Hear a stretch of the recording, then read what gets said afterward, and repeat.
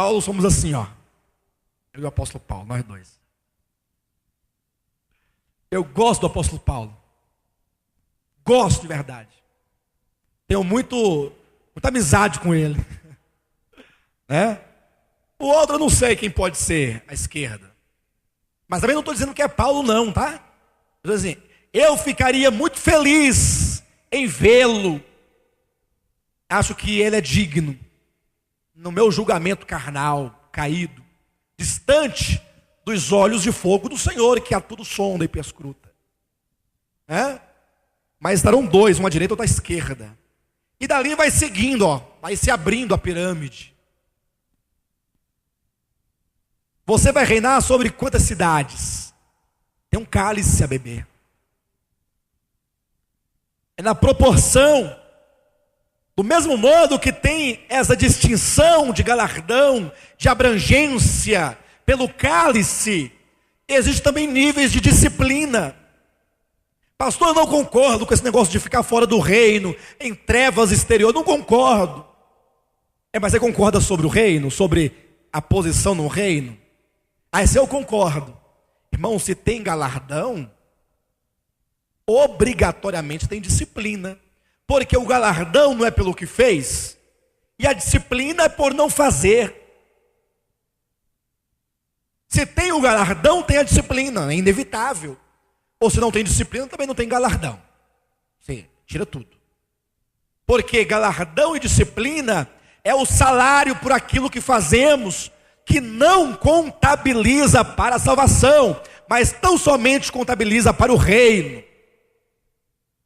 É por isso que Paulo vai explicar lá em Tessalonicenses capítulo 1, versículo 5, na segunda epístola, que a entrada no reino requer sofrimentos. Atos capítulo 14, versículo 23, diz que o apóstolo Paulo, depois de constituir algumas igrejas, orientava os irmãos, dizendo que por meio de muitos sofrimentos, nos importa entrar no reino de Deus. Abram rapidamente aí em 1 Pedro, capítulo 1. Deixa eu mostrar algo para os irmãos. Antes de nós adentrarmos aqui para as questões finais. É 2 Pedro, tá, amados? Capítulo 1. O tempo é escasso. Não temos como entrar nos detalhes nesse sentido. Versículo 3, veja o que diz aí, olha. Visto como pelo seu divino poder, nos têm sido doadas todas as coisas que conduzem à vida e à piedade. Deus já te deu todas as coisas que conduzem à vida e à piedade. Piedade é um viver de acordo com a vida de Deus em nós. Pelo conhecimento completo daquele que nos chamou para a sua própria glória e virtude, é o reino.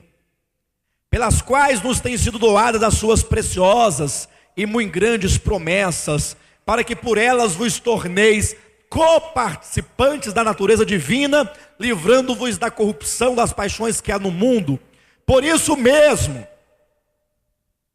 vós, atenção, reunindo toda a vossa diligência, associai com a vossa fé a virtude, com a virtude o conhecimento, com o conhecimento o domínio próprio, com o domínio próprio a perseverança, com a perseverança a piedade, com a piedade a fraternidade, com a fraternidade o amor. O apóstolo nos convida a crescermos, a irmos associando a essa nossa fé a prática de uma vida cristã saudável. É preciso associar, associa ao teu viver, vai associando aí o conhecimento, o domínio próprio, a perseverança, a piedade, a fraternidade, o amor. Versículo 8. Porque estas coisas existindo em vós e em vós aumentando, são os atos de justiça, né? Fazem com que estejais ou com que não estejais nem nativos, nem infrutuosos no pleno conhecimento de nosso Senhor Jesus Cristo. pois aquele a quem estas coisas não estão presentes é cego, vendo só o que está perto, esquecido da purificação dos pecados de outrora. Versículo 10. Por isso, irmãos, procurai com diligência cada vez maior confirmar a vossa vocação e eleição, porquanto procedendo assim, não tropeçareis em tempo algum. Versículo 11, diz para o seu irmão: pois desta maneira, fazendo assim, é que vos será amplamente suprida a entrada no reino eterno de nosso Senhor e Salvador Jesus Cristo. Qual é a maneira que nós garantimos uma ampla entrada no reino?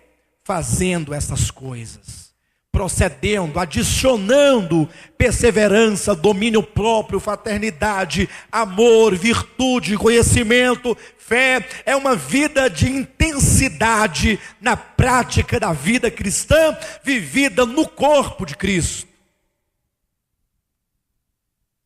O livro de Daniel descreve como será o desfecho final de todas as coisas. Aquela visão, ele mostra como que uma grande pedra será cortada da montanha, sem auxílio de mãos, e será lançada contra a estátua. Aquela grande estátua que é vista na visão, ou no sonho de Nabucodonosor, representa a grande Babilônia. Não a Babilônia material, mas a grande Babilônia espiritual, que ao longo das eras tem sido erigida. Cosmo. Os reinos do mundo que se opõem ao governo de Jesus Cristo. É dito que em um dado momento, uma pedra será lançada contra essa estátua. Essa pedra, no contexto de Daniel, é o reino de Deus que virá dos céus para destruir a estátua, para destruir os reinos do mundo, para destruir o cosmo, para destruir o sistema, a grande Babilônia. Aquela pedra que vem vindo é Cristo e os seus vencedores, que vem para tomar posse de um reino, que vem para assumir o governo dessa terra. É o que está descrito em Apocalipse capítulo 11. É o cavalo branco e seu cavaleiro e seus exércitos que vem marchando para a peleja, para julgar e para reger a terra. E o Apocalipse traz alguns esclarecimentos sobre o reino. Vamos ler 3 versículos de encerramento. Apocalipse capítulo 11, versículo 15. O 7º anjo tocou a trombeta e houve no céu grandes vozes dizendo: o reino do mundo se tornou de nosso Senhor e do seu Cristo,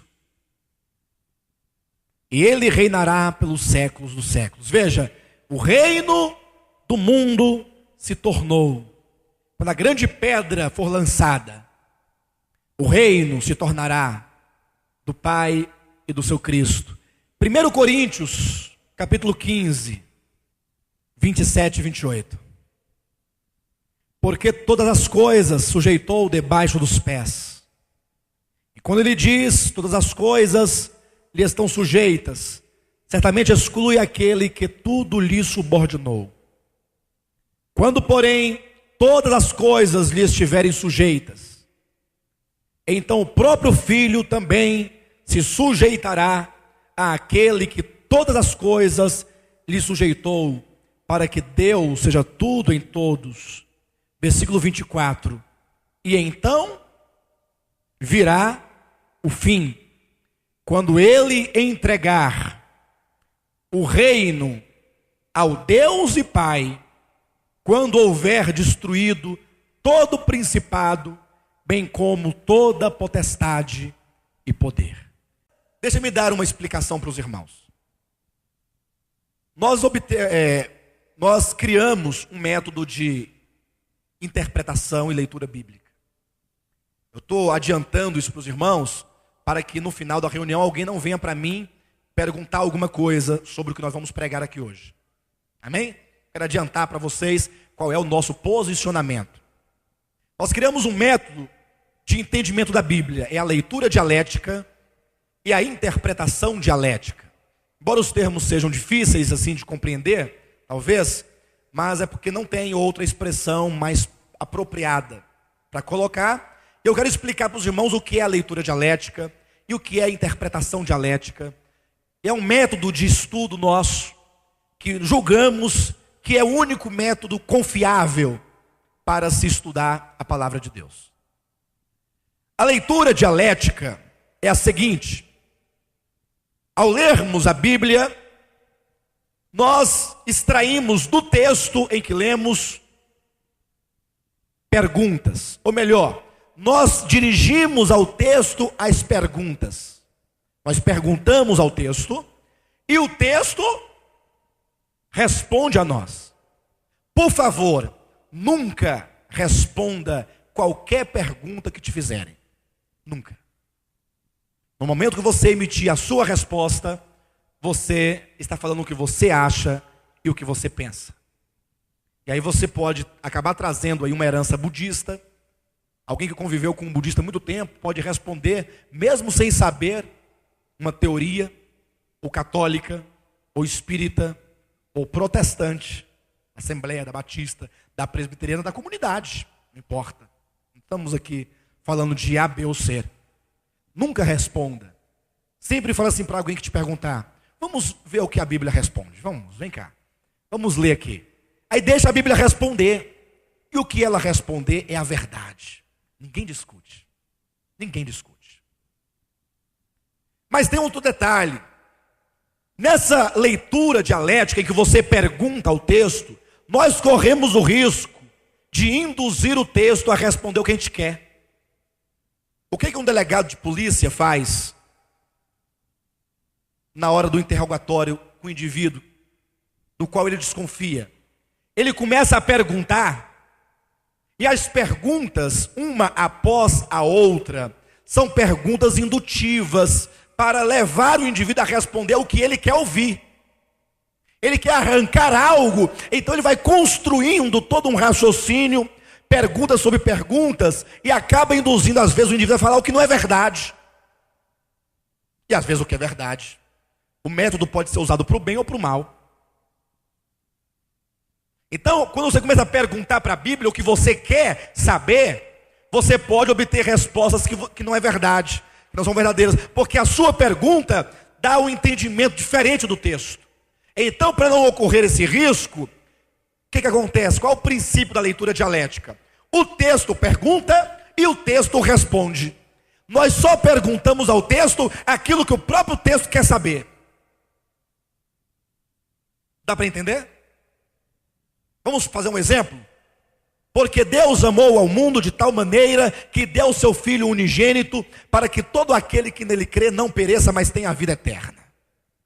Olha a simplicidade da leitura dialética. O que o texto quer saber? Faz uma pergunta para o texto que o texto está perguntando para ele mesmo. Quem amou o mundo? É uma pergunta que o texto quer saber, porque essa é a resposta que ele próprio dá. Deus amou o mundo. Então, se é Deus, não é Lúcifer. Se é Deus, não é Miguel. Se é Deus, não é Gabriel. Se é Deus, não é o homem. Se é Deus, então Deus amou o mundo.